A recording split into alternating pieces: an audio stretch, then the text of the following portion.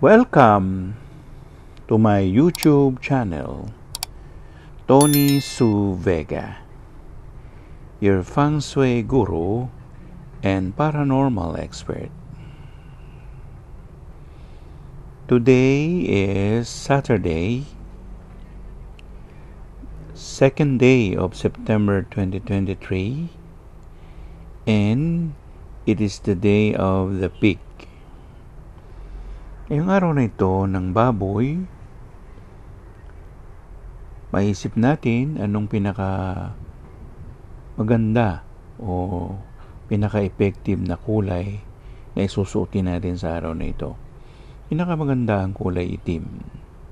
Kung ayaw nyo naman ng itim, pwede rin ang mga gray o mga shades of gray. Best things to do or activities on the day of the pig. Ang baboy ay may elementong yin, babae, female, water, tubig, kan, at ang tubig niyan ay kulay itim, whereas yung sa daga ay kulay blue. Ang mga aktibidades na dapat gawin o isagawa sa araw ng baboy ay magsalansa ng soft drink sa ref o refrigerator. Bumili ng mga may kinalaman sa tubig kagaya ng bottled water o yung ilalagay mo sa water dispenser, yung mga galong-galong tubig.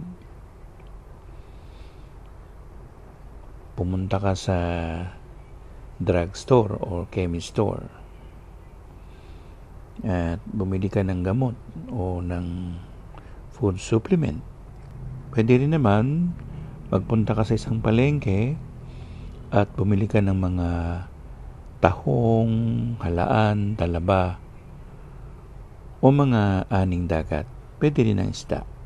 Sa araw din ng baboy, makikita natin na isa sa pinakamagandang gawin ay ang paliligo o pagligo. So, pagpunta sa shower, sa isang bathroom, paglublob dun sa bathtub, pagsabon o paggawa ng bubble bath. Yan ang isa sa pinakamagandang gawin na activities para maiayos o makuha natin ang enerhiya ng sinasabi na ng baboy. Marami pang iba na wala namang kinalaman sa tubig. Dahil na rin sa cycle of Elio Pa or 168,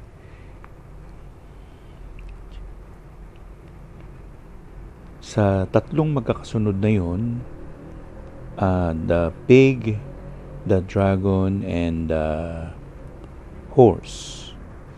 So, pwede rin pumunta sa mga lugar na matataas. O pwede rin magluto sa kusina o magpainit sa init ng araw sa umaga. Huwag lang umabot dun sa oras ng pasado alas 9 kasi yun ay oras na ng ahas na hindi kasundo ng pig.